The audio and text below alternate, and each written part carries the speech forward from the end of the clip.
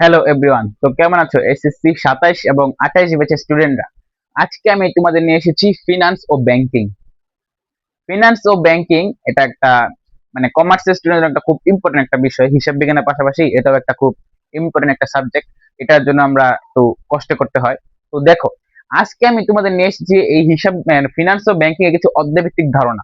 মানে তুমি কিভাবে কোন কোন চ্যাপ্টার খুব সহজেই তুমি পড়লে আনসার করতে পারবা এবং পরীক্ষায় বেশি নাম্বার পাবা, মানে তাড়াতাড়ি লিখে বেশি নাম্বার পাবা। কি কি এটা আমি কিভাবে করতে হয়, কিভাবে পড়তে হয়, সেটা আমি আজকে একটু হালকা মানে হালকা করে একটু দেখে দিয়ে যাচ্ছি। তো দেখো, তোমাদের প্রথমে আছে অর্থায়ন ও ব্যবসা অর্থায়ন। আছে না, অর্থায়ন ও ব্যবসা অর্থায়ন। এটা কিন্তু একটা থিওরিক্যাল চ্যাপ্টার। এটা জানো, এটা কিন্তু একটা থিওরিক্যাল চ্যাপ্টার। এখানে তোমাদের পারিবারিক অর্থায়ন, সামাজিক কল্যাণ, মানে সামাজিক যে এগুলো পারিবারিক অর্থায়ন, রয়েছে ব্যবসায়িক অর্থায়ন, তারপরে হচ্ছে তোমাদের আরো ওই যে অর্থায়ন, ওই যে উপযুক্ততার অর্থায়ন, তারপরে তরল মুনাফা নীতি, মানে সব নীতি নীতি নিয়ে তোমাদের একটু আলোচনা করা হয়েছে অর্থায়ন সম্পর্কে। তো এখানে তোমাদের একটু ভালো করে পড়তে হবে, কারণ এখান থেকে তোমাদের অনেক পরিমাণ এমসিকিউ আসে, প্লাস অনেকটি মানে একটা সৃজনশীল তোমাদের এই চ্যাপ্টার আর হচ্ছে অর্থায়নের উৎস, মানে এই দুটো থিওরিক্যাল চ্যাপ্টার থেকে একটা সৃজনশীল আসার সম্ভাবনা অনেক বেশি। তোমার থিওরিক্যাল চ্যাপ্টার জানো কয়টা? একটা, দুইটা, তিনটা। এই তিনটা হচ্ছে তোমাদের ফিনান্স যে চ্যাপ্টার গুলো আছে, ফিনান্সের চ্যাপ্টার থেকে এই তিনটা হচ্ছে তোমাদের থিওরিক্যাল। এখান থেকে শুধু সৃজনশীল আসে, যে আমরা বাংলা যে সৃজনশীল লিখি না, এরকম ছিল কোনো ম্যাথ না, শুধু সৃজনশীল আসে, লেখা অনেক বেশি। তো এখান থেকে তোমাদের এই অর্থায়ন, ব্যবসায় অর্থায়ন আর হচ্ছে শেয়ার বন্ড ডিবেঞ্চার, 3 নাম্বার এবং 1 নাম্বার যে চ্যাপ্টারটা আছে, এই দুইটা চ্যাপ্টার থিওরিক্যালের জন্য অনেক বেশি ইম্পর্টেন্ট। মানে এখান থেকে অনেক বেশি এমসিকিউ আসে। তোমরা যদি এমসিকিউ গুলো কারেকশন করতে চাও এবং যদি তুমি বাসা থেকে ইচ্ছা করে থাকো বা আমি ম্যাথ কম পারি, আমি একটা সৃজনশীল, তোমাদের ফিনান্স থেকে 2টা সৃজনশীল, ব্যাংকিং থেকে 2টা সৃজনশীল, না ব্যাংকিং থেকে 4টা হয়, আর যে কোনো জায়গা থেকে একটা সৃজনশীল দিতে হয়। এখন তুমি যদি নিজের কাছে রাখো যে আমি ম্যাথে যাব না, আমি থিওরিক্যাল করব, তো থিওরিক্যাল থেকে তুমি এই 3টা চ্যাপ্টার থেকে একটা থিওরিক্যাল আনসার করতে পারবা। তো থিওরিক্যাল যদি আনসার করতে চাও, এই 3টা চ্যাপ্টার খুব ভালোভাবে পড়তে হবে। এখন তুমি যদি থিওরিক্যাল করতে চাও, থিওরিক্যাল চ্যাপ্টার তুমি দিতে চাও, এখানে একটা সমস্যা আছে। কি সমস্যা? একটা থিওরিক্যাল যদি তুমি একটা সৃজনশীল আনসার করো, তুমি যদি ভালো একেবারে 100%, একদম 100% লেখছো, তারপর তোমার 10-10 দিবে না, জানো?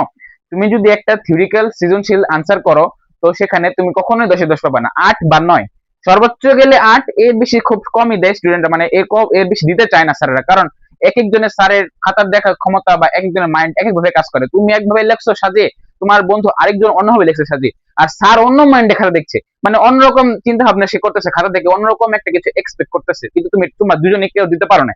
তো এক তোমাকে দিবি 8, ওকেও দিবে 8, হলো? কিন্তু তুমি যদি একটা সৃজনশীল 10-10 পেতে চাও, ফিনান্সে কিন্তু 10-10 পাওয়া সম্ভব। ফিনান্স থেকে 10-10 পাওয়া সম্ভব। কিভাবে? ফিনান্স যে ম্যাথমেটিক্যাল চ্যাপ্টার গুলো আছে, এই যে একটা চ্যাপ্টার অর্থায়নের সময় মূল্য, ঝুঁকি, অনিশ্চয়তা, মূলধন, আয় প্রাক্কলন, মূলধন ব্যয়, এই যে 1, 2, 3, 4টা, এই 4টা কিন্তু ম্যাথমেটিক্যাল। এই 4টা থেকে কিন্তু ম্যাথ আসে। আর আমি তোমাদের বলি, তোমার যে ফিনান্স থেকে 4টা সৃজনশীল আছে না, ফিনান্স চ্যাপ্টার থেকে, ফিনান্সের 4টা সৃজনশীলের মধ্যে 2টা মাস্ট বা 2টা থেকে 3টা 100% তোমার 2টা থেকে 3টা ম্যাথ আসবে, 3টা আসার সম্ভাবনা সবচেয়ে বেশি। শুধু একটা মাত্র আসবে তোমাদের থিওরিক্যাল। এখন তুমি যদি এই করে নিজের কাছে একটা মাইন্ডে রাখো যে আমি থিওরিক্যাল থেকে আনসার করবো 2টা, আমি ম্যাথে যাব না, একটা ভুল করতেছো। তুমি যদি চেষ্টা করো, মানে তুমি ধরো তোমাদের ম্যাথমেটিক্যাল থেকে আসলো 3টা আর থিওরিক্যাল থেকে আসলো একটা, তুমি একটা সৃজনশীল আনসার করছো ঠিকই থিওরিক্যাল থেকে, কিন্তু তোমার ম্যাথমেটিক্যাল থেকে রয়ে গেছে, তুমি ম্যাথ তো পারো না, তো তুমি কি ফিনান্স থেকে একটা চ্যাপ্টার একটা সৃজনশীল মিস দিবা?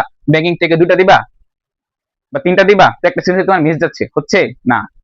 তো তুমি দেখো, তুমি যদি 10-10 পেতে চাও, মানে তুমি তোমার সবার টার্গেট থাকে না যে ফিনান্সে আমি 90-95 মার্ক পাবো, তুমি যদি 90-95 প্লাস মার্ক পেতে চাও, তো তোমাদের ম্যাথে ঢুকতেই হবে। কারণ তুমি যদি 10-10 পাবা একমাত্র এই ফিনান্স থেকে, 10-10 পাবা এই ম্যাথমেটিক্যাল চ্যাপ্টার থেকে, এখানে তোমাদের ম্যাথ হলে 10-10 কেউ আটকাতে পারবে না। এবং এই ফিনান্স তুমি জানো, এই ফিনান্সের ম্যাথ হিসাব বিজ্ঞানের ম্যাথের থেকে অনেক সহজ। ফিনান্সের ম্যাথ গুলা হিসাব বিজ্ঞানের ম্যাথ থেকে অনেক সহজ। শুধু একটা চ্যাপ্টার আছে একটু কঠিন, কি? এই মূলধন, আয় ব্যয় প্রাক্কলন যে চ্যাপ্টারটা আছে, এই চ্যাপ্টারটা একটু কঠিন। এটা কঠিন না, একটু অঙ্ক একটু মানে অঙ্কটা একটু বেশি করতে, একটু বড় লেভেলের আসে। তো এইটার তুমি ধরো, তুমি এখানে আচ্ছা তোমার সিরিয়ালে আসি, এই যে অর্থায়ন, ব্যবসা অর্থায়ন, এটা থিওরিক্যাল, অর্থায়নের উৎস থিওরিক্যাল, শেয়ার বন্ড ডিবেঞ্চার, এগুলো তোমার শেয়ার কি, বন্ড কি, ডিবেঞ্চার কি, এসে তোমাকে একটা ধারণা দিবে। এটা খুব ভালোভাবে পড়তে হবে, এই চ্যাপ্টারটা খুব ভালোভাবে পড়বা, এটা আর এটা সবচেয়ে ভালোভাবে পড়বা, এই দুটো চ্যাপ্টার থিওরিক্যাল, তো তোমাদের বেসিক স্ট্রং হবে। তো তুমি শেয়ার বন্ড ডিবেঞ্চার, এই দুটো 3টা চ্যাপ্টার ভালোভাবে পড়বা থিওরিক্যালের জন্য, এমসিকিউ এর জন্য।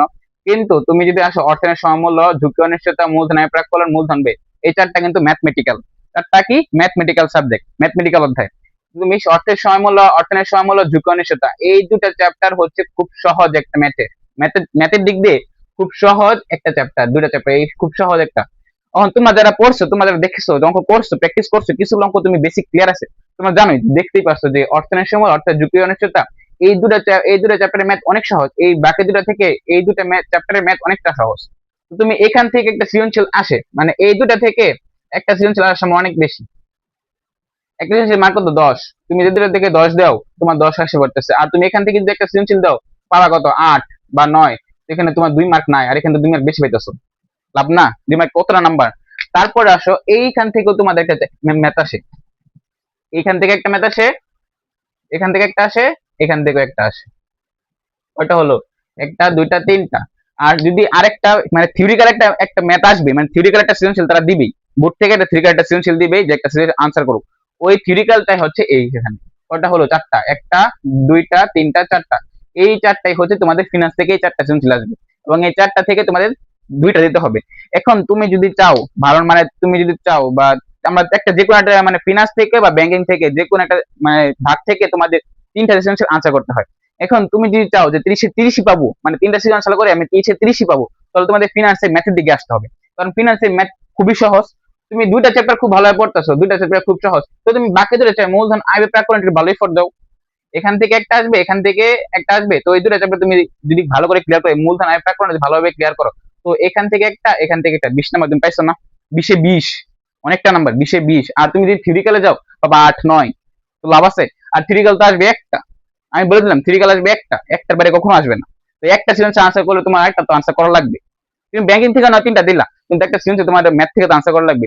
তো ম্যাথ থেকে যদি তুমি আনসার করতে চাও, ভালো নাম্বার পাইতে চাও, 30-30 পাও, আমি বলবো, আমি যেটা করছি আমার বন্ধুরা যাদেরকে বলে দিছি যে শোনো, তোমরা সবসময় চেষ্টা করবা ফিনান্স থেকে, ফিনান্সের ম্যাথ থেকে তিনটা সৃজনশীল আনসার করার জন্য, কারণ তিনটা সৃজনশীল তুমি যদি ম্যাথ থেকে ফিনান্স থেকে আনসার করো, তো তুমি 30-30 পাবা যদি অঙ্কটা সঠিক করে থাকো। আর ফিনান্সের চ্যাপ্টার বা অঙ্ক তো অনেক সহজ, তুমি যদি প্র্যাকটিস করো, বুটগুলো প্র্যাকটিস করো। আমি বলে দিই, এখানে ঝুঁকি অনিশ্চয়তা তো অঙ্ক তো একটাই, এই আদর্শ বীজ নির্ণয় করো, সব অঙ্ক সেম, যার শুধু প্রতিষ্ঠানের নামটা পাল্টে দেয় আর সংখ্যাগুলো একটু চেঞ্জ করে, 10%, 20%, 15%, অঙ্ক কিন্তু সূত্র সেম ভাবে করে, কোনো প্যাচ নাই, কোনো কিছু নাই, একটা খুব সহজ একটা অধ্যায়। এটার মধ্যে মানে ফিনান্সের এই চ্যাপ্টার, সবগুলো চ্যাপ্টার থেকে এই ঝুঁকি অনিশ্চয়তা চ্যাপ্টারটা অনেকটা সহজ ভাই, একদম সহজ, পানি ভাত, সত্যি কথা যেটা তোমরা যারা পড়ছো তারা দেখছো। আর অর্থায়নের সামল এখানে একটু হালকা পাতলা প্যাচ আছে, টেস্ট পেপার যারা আমি যখন টেস্ট পেপার সলভ করছি আর বুড়ের সাথে দিই, টেস্ট পেপারে যখন প্রশ্ন আসে অনেকটা আকাশ পাতাল তফাৎ আছে, অনেকটা জানা লাগে, অনেকটা নতুন কিছু শিখতে পারছি ওই যখন টেস্ট পেপার সলভ করছি। বাকি তখন পরীক্ষার আছে মাত্র 1 মাস 15 দিন, তখন দেখি নতুন নতুন কিছু আসতেছে, নতুন নতুন যখন সামনে উঠে আসছে তখন একটা ভয় কাজ করতে না, আমার পরীক্ষা আছে 1 মাস 15 দিন, তখন দেখি কারো নতুন আসতেছে, তো আমি কিভাবে করবো। তবে পরে ভালোভাবে খেয়াল করে দেখি ওই নতুন যেগুলো আসছে, ও নতুন দুইটা টাইপ আসছে অঙ্কের, ওই দুইটা টাইপ সব জায়গায় একই রকম। তো এখানে তুমি সবচেয়ে বেশি প্র্যাকটিস করা ম্যাথের এই অর্থনের সময়মূল্যটা আর মূলধন আয় প্রাক্কলনটা, মানে এই দুটা চ্যাপ্টার সবচেয়ে বেশি ম্যাথ প্র্যাকটিস করবে, অর্থনের সময়মূল্য আর মূলধন আয় প্রাক্কলন, এই দুটা চ্যাপ্টার থেকে তোমাদের দুইটা সৃজনশীল আসবে 20, আচ্ছা কত 20।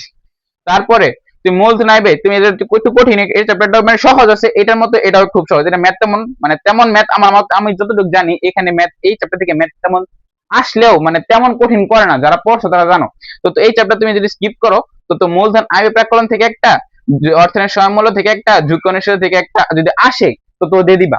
ঝুঁকি অনিশ্চয়তা থেকে মনে হয় না দিবে, কিন্তু আমার সম্ভাবনা আছে দেওয়ার মতো একটা চ্যাপ্টার, ঝুঁকি অনিশ্চয়তা একটা চ্যাপ্টার দেওয়ার মতো।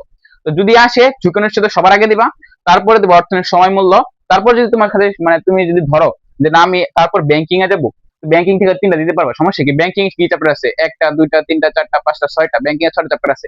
ব্যাংকের 6টা, প্রথমটা কি মুদ্রা, ব্যাংক ও ব্যাংকিং, মানে ব্যাংক ট্যাঙ্ক নিয়ে আলোচনা। তারপর হচ্ছে ব্যাংকিং ব্যবসা, তার ধরন, ব্যাংক কিভাবে কোন ব্যবসায় আছে, কিভাবে মানে কোন মানে কোথা থেকে কি করতে হয়, ব্যাংকিং এর মানে তার ধরন কি, কে সে কোন ধর্মে, সে কোন ধর্মে, ব্যাংকিং এর ধর্ম আছে জানো, ব্যাংকিং এর ধর্ম, ইসলামী ব্যাংক আলাদা, সরকারি ব্যাংক আলাদা, বেসরকারি ব্যাংক আলাদা, মানে নামই আছে ব্যাংকের, কোনটা কি ব্যাংক, এই ব্যাংক নিয়ে এখানে আলোচনা। তারপর আসে বাণিজ্যিক ব্যাংক, বাণিজ্যিক ব্যাংকের কাজকর্ম কি, নীতিগুলা কি কি, এই সম্পর্কে কিছু বাণিজ্যিক ব্যাংকে আলোচনা করা হয়েছে। তারপরে ব্যাংকের আমানত, মানে ব্যাংকে যে টাকাগুলা মানে ব্যাংকে যে লাভ হয়, মুনাফা হয়, আমরা যে টাকা ব্যাংকে রাখি এখান থেকে তারা মুনাফা কিভাবে করে, এই সম্পর্কে কিছু আলোচনা আছে এই ব্যাংকের আমানত। পরে ব্যাংক ও ব্যাংকের গ্রাহক, ব্যাংক ও ব্যাংকের গ্রাহক মানে ব্যাংক সম্পর্কে গ্রাহকের মধ্যে যে সম্পর্কটা গড়ে উঠছে এই সম্পর্ক নিয়ে আলোচনা। তারপরে কি কেন্দ্রীয় ব্যাংক, তোমাদের কেন্দ্রীয় ব্যাংক, আমাদের কেন্দ্রীয় ব্যাংক কি বাংলাদেশ ব্যাংক। এই বাংলাদেশ ব্যাংকের সাথে আমাদের বাণিজ্যিক ব্যাংক, বেসরকারি ব্যাংক যত প্রকার ব্যাংক সবগুলো এই কেন্দ্রীয় ব্যাংকের সাথে জড়িত। কিভাবে কি করতেছে তারা, তাদের মানে নীতিগুলো কি মেনে চলতে হয়, এগুলো আলোচনা করা হয়েছে। তো এখন দেখো, তোমাদের এখান থেকে ইম্পর্টেন্ট চ্যাপ্টার হচ্ছে, সবচেয়ে বেশি ইম্পর্টেন্ট হচ্ছে এই চ্যাপ্টারটা। মানে আমার যে তিনটা সৃজনশীল তোমাদের ব্যাংকের মধ্যে থেকে আসবে, এখান থেকে আসবে একটা 100%, মানে এই চ্যাপ্টার থেকে একটা দিবেই তারা। মানে এটা ব্যাংকিং এর দিক দিয়ে এই চ্যাপ্টারটা খুব বেশি ইম্পর্টেন্ট, এখান থেকে একটা দিতে পারে। আর বাণিজ্যিক ব্যাংক ও ব্যাংকের আমানত, এখান থেকে একটা আসার মতো চ্যাপ্টার, এখান থেকে একটা আসতে পারে, এখান থেকে একটা আসতে পারে। পরে কেন্দ্রীয় ব্যাংক, ব্যাংক ও গ্রাহক কেন্দ্র পর্দাসে এই মুদ্রা ব্যাংক, এই তিনটা থেকে একটা আসতে পারে, এই তিনটা থেকে একটা আসতে পারে। তো কয়টা হলো? তিনটা। এখান থেকে একটা আসবে শিওর, এই যে ব্যাংকিং ব্যবসা ধরুন, এখান থেকে একটা আসবে শিওর, এই 10 নাম্বার। তোর বাণিজ্যিক ব্যাংক ও ব্যাংকের আমানত, এখান থেকে একটা আসবে 20 নাম্বার। তারপর ব্যাংক ও গ্রাহক, কেন্দ্র ব্যাংক আর মুদ্রা ব্যাংক ও ব্যাংকিং নিয়ে, এখান থেকে একটা আসবে, এই কত হলো? 30 নাম্বার। ব্যাংকিং থেকে আসবে 30, আর ফিনান্স থেকে আসবে 40, কত হলো? 70। আর বাকি এমসিকিউ। এখন ব্যাংকিং থেকে তোমার দুটো আনসার করতে হবে, ফিনান্স থেকে দুটো আনসার করতে হবে, আর সব দুইটা বিভাগ থেকে তোমার যে কোনো একটা আনসার করতে পারবা।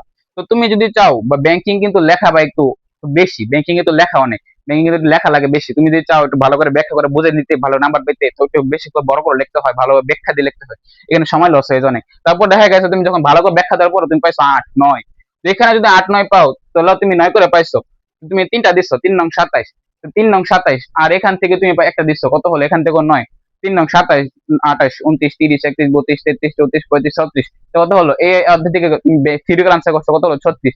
একটা ম্যাথ আনসার করছো 10, 46। বাকি তুমি যদি 46 পাও, তুমি যদি এমসিকিউ 30 থেকে 25, 27টাও পাও, তাহলে তোমার প্লাস আসতেছে না, আসতেছে না। তো আমি বলতেছি, তুমি শুনো, তোমার আবার আসে তোমাদের সংক্ষিপ্ত প্রশ্ন, সরি তোমার মনে নেই, সংক্ষিপ্ত প্রশ্ন আছে তোমাদের। সংক্ষিপ্ত প্রশ্ন যদি ভালো করে দিতে চাও, ওই আমি বলবো সবচেয়ে বেশি এই সৃজনশীল পাশে সবচেয়ে বেশি পড়ে দিবে শর্ট কোয়েশনে, 20 নাম্বার। শর্ট কোয়েশনে 10টা শর্ট কোয়েশন আনসার করলে 20 নাম্বার। তো তোমাদের শর্ট কোয়েশন কোন কোন চ্যাপ্টার থেকে? শর্ট কোয়েশন সবগুলো চ্যাপ্টার থেকে, মোটামুটি সব চ্যাপ্টার থেকে একটা একটা করে দিয়ে দেয়, কিন্তু কিছু কিছু চ্যাপ্টার আছে 2টা বা 3টা দিয়ে দেয়। যেমন ধরো ঝুঁকনের সাথে আসতে পারে, থেকে আসতে পারে 2টা, এটা মানে মানে শর্ট কোয়েশন তো একটা ইম্পর্টেন্ট একটা চ্যাপ্টার, এটা থেকে আসতে পারে একটা। মূলধন ব্যাকরণ থেকে আসবে একটা, অর্থের স্বয়ংমূল্য থেকে আসবে একটা, আর শেয়ার বন্ড ডিবেঞ্চার অর্থের ব্যবসা ও ধরন, এই প্রথম আর তৃতীয় চ্যাপ্টার থেকে আসতে পারে একটা বা 2টা। আর ব্যাংকিং মধ্যে তো আমি বলে দিচ্ছি সৃজনশীল কিভাবে আসে, সৃজনশীল যেভাবে বলছি শর্ট কোয়েশন গুলো সেম ওইভাবে আসে, কিন্তু কিছু কিছু চ্যাপ্টার আছে যে একটু বেশি দেয়, যেমন ব্যাংক ও ব্যবসা তাদের এখান থেকে আসতে পারে 2টা বা 3টা। তারপর বাণিজ্যিক না 2টা আসবে, 3টা আসে না, 2টা আসে, 3টাও আসে মাঝে মাঝে। কিছু কিছু চ্যাপ্টার আছে 3টা শর্ট কোয়েশন এক চ্যাপ্টার থেকে দিয়ে দেয়, কিন্তু খুব কম করে, এটা খুব রেয়ার, মানে এটা দেয় না ধরতে গেলে। তো পরবর্তীতে আসে বাণিজ্যিক ব্যাংক, মানে এখানে মোটামুটি সব চ্যাপ্টারটাই শর্ট কোয়েশন জন্য ইম্পর্টেন্ট, কারণ প্রত্যেক চ্যাপ্টারে থিওরিক্যাল বেস আলোচনা করা হয়েছে। তো থিওরিক্যাল বেস আলোচনা করে, তো প্রত্যেক চ্যাপ্টার ইম্পর্টেন্ট না শর্ট কোয়েশনের জন্য? তুমি যদি শর্ট কোয়েশন আনসার করতে চাও, তো ব্যাংকের মধ্যে খুব ভালোভাবে পড়তে হবে, কারণ ব্যাংকের মধ্যে থেকে শর্ট কোয়েশন একটু একটু বেশি দেয়। ও এখন তো আবার একটু নিয়ম পাল্টেছে, আমরা যখন পরীক্ষা দিছি, আমরা টেস্ট পর্যন্ত জানি যে ফিনান্স ও ব্যাংকের মধ্যে থেকে তোমাদের 20টা সৃজনশীল, 20টা শর্ট কোয়েশন আসে, সবগুলো দেওয়া লাগে, মানে সবগুলো মানে 10টা দেওয়া লাগে, যে কোনো 10টা মন মতো দিতে পারছি। দেখা গেছে ফিনান্স থেকে দিছি 3টা, ব্যাংক মধ্যে দিয়েছি 7টা, 10টা হয়ে গেছে। কিন্তু এখন একটা কি সিস্টেম করছে, ব্যাংকিং থেকে 4টা আসে, আবার ফিনান্স থেকে, ব্যাংকিং থেকে 4টা দিতে হয়, ফিনান্স থেকে 4টা দিতে হয়, 8টা, আর বাকি তুমি 2টা যে কোনো থেকে দিতে পারবা। তুমি যে 4টা যে শর্ট কোয়েশন আনসার করতে, 4টা যদি এখান থেকে আনসার করো, তো তোমাদের সবগুলাই থিওরিক্যাল বেস খুব ভালো পড়তে হবে। আমি বলবো ফিনান্স ও ব্যাংকিং যতটা থিওরিক্যাল বেস, যতটুকু আলোচনা আছে, যতটুকু রিডিং আছে, সবটা ভালো পড়তে, বইটা খুব ভাজা ভাজা করে ফেলতে। ভাজা ভাজা তুমি যদি না করো, তো থিওরিক্যাল বেস তুমি যদি না বুঝো, কনসেপ্ট ক্লিয়ার না করো, তো তুমি সৃজনশীল ভালো করলে মানে শর্ট কোয়েশন তো তুমি লিখতে পারবে না। আরেকটা জিনিস কি, তুমি যদি একটা শর্ট কোয়েশন ভালো করে পড়ো, তোমার সৃজনশীল আর ক খ আনসার হয়ে যেতেছে। আর সৃজনশীল ক খ যদি তুমি ভালোভাবে বুঝো, কনসেপ্ট ক্লিয়ার করে, মানে বেসিক ক্লিয়ার করে, কনসেপ্ট বুঝে বুঝে তুমি যদি পড়ো, তো তোমার শর্ট কোয়েশন হয়ে যেতে। তোমার তুমি একটা সাথে একটা কম্পেয়ার করো, তুমি দেখো, কম্পেয়ার করলে তুমি দেখতে পারতেছো যে খর সাথে, তুমি সৃজনশীল খর সাথে তোমার শর্ট কোয়েশন 95% মিলে যাচ্ছে, মানে পুরো সেম সেম ওইটাই আসছে। যার সাথে একটু কনসেপ্ট হালকা, মানে যে প্রথম যে শর্ট লাইনটা দেয় ওইখানে একটু কনসেপ্ট আলাদা, কিন্তু বাকি তো সব সেম। তো আমি বলবো যে তুমি সবগুলো চ্যাপ্টার মানে এমসিকিউ জন্য আর শর্ট কোয়েশনের জন্য খুব ভালোভাবে রিডিং করতে হবে, মানে রিডিং এর কনসেপ্ট পুরোভাবে মিস করা যাবে না। আর ম্যাথের যে কনসেপ্ট গুলো আছে, ম্যাথে তুমি ফিনান্সে 30-30 পাইতে চাও, ফিনান্স চ্যাপ্টার থেকে 30-30 যদি পাইতে চাও, তো তুমি অর্থনীতি সমমূল্য, ঝুঁকনের সাথে মূলধন বিপ্রাকলন, এই 3টা চ্যাপ্টার খুব ভালো পড়তে হবে। এই 3টা চ্যাপ্টার থেকে তোমাদের প্রশ্ন আসবে আসবে আসবে, মানে 100%। তোমরা টেস্ট প্রি-টেস্ট যাই বলো, সব জায়গা থেকে এই 3টা চ্যাপ্টার থেকে একটা দুইটা প্রশ্নে 100% আসবে, 2টা প্রশ্ন 100% আসবে। তো তুমি 2টা প্রশ্ন যদি 20 নাম্বার পেতে চাও, তো তোমাদের এই 3টা চ্যাপ্টার খুব ভালোভাবে পড়তে, এই 3টা চ্যাপ্টার ভালোভাবে পড়তে থাকো, 20 নাম্বার পাই যেতেছো। আর তুমি 2-4টা থিওরিক্যাল দিবা। আর যদি তুমি আর একটু ভালো করে মূলধন ব্যয়টা যদি ভালোভাবে পড়ে ফেলো, তো এখান থেকে দিয়ে দিবা, শেষ, তুমি 30 নাম্বার পেয়ে গেছো। তো তুমি 30 নাম্বার এখান থেকে পাইছো, আর 20 নাম্বার এখান থেকে তুমি 8-9 করে পাইছো। ধরো 9 করেই পাইছো, 9 বেশি দেয় না। তুমি এখানে 9 করে পাও, এখানে 20 পাও, নাম্বার অনেকটা। আর সংখ্যে শর্ট কোশ্চেনে কিন্তু কোনো 20 কম পাওয়া যায় না, তুমি কম পেলে সর্বোচ্চ 18, এর কম কখনোই পাবে না। কারণ 18 নিচে যখন মার্ক নেমে আসবে, তখন প্লাসের টাও তো মার্ক নেমে আসবে। কারণ একটা জিনিস কি, তুমি যদি ফিনান্স থেকে বা যে কোনো এমসিকিউ বলো, সব সাবজেক্ট এমসিকিউ 25 প্লাস না পেলে তুমি প্লাস 95% মানে পাওয়া সম্ভবই না। 25 প্লাস না পেলে প্লাস পাওয়া যায় না। যদি তুমি মানে রিটেন যে অংশটুকু আছে, যদি ম্যাথ থাকে, ম্যাথ যদি তুমি কনসেপ্টটা ভালো করে ক্লিয়ার করে তুমি পরীক্ষা ভালোভাবে আনসার করতে পারো, মানে 70 থেকে 70 তুমি ভালো আনসার করছো ম্যাথে, তাহলে তুমি তুমি প্লাস পেতে পারো। তো 25 এর নিচে পেলেও তুমি প্লাস পাওয়ার সম্ভাবনা থাকে। কিন্তু এক্ষেত্রে দেখা গেছে কি, ফিনান্স থেকে আসে 3টা সেমিস্টার আনসার করছো 30 পাইছো তুমি 30, কিন্তু তুমি থিওরিক্যাল বেস স্ট্রং করছো না, ব্যাংকিং এর শর্ট কোশ্চেনের এর তুমি মানে তুমি থিওরিক্যাল বেস স্ট্রং না, তো তুমি এখান থেকে 2টা সেমিস্টার আনসার করলো, দেখা যায় তুমি 9 করে পাইছো। শর্ট কোশ্চেন যদি ভালোভাবে ক্লিয়ার করো না, তো তুমি এখানে দেখা গেছে 15 পাইছো, তুমি প্লাসের সংখ্যা অনেকটা কমে পড়ছে। তো লাভ আছে। তো তুমি ভালোভাবে এই ব্যাংকিং ফিনান্স ভালোভাবে পড়ো, তোমাদের শর্ট কোশ্চেনের জন্য খুব ইম্পর্টেন্ট। আর আমি পরে কনসেপ্ট বলে দিব, মানে কোন চ্যাপ্টারটা, মানে আমি প্রথমেই চাইতেছি যে থিওরিক্যাল যেহেতু তোমরা বাসায় নিজে নিজে পড়লেও থিওরিক্যালটা ভালোভাবে পড়তে পারবা, থিওরিক্যাল যে অধ্যায়গুলো আছে। কিন্তু ম্যাথের যে বিষয়গুলো আছে, ম্যাথ যদি একটু মানে একটু অন্যরকম ভাবে ম্যাথ আসে, আমি যখন টেস্ট পেপার সলভ করছি তখন দেখি অন্যরকম ভাবে ম্যাথ আসতেছে, বোর্ডে যেরকম আসছে বিগত বছর ওরকম না, নতুন কিছু দিয়েছে।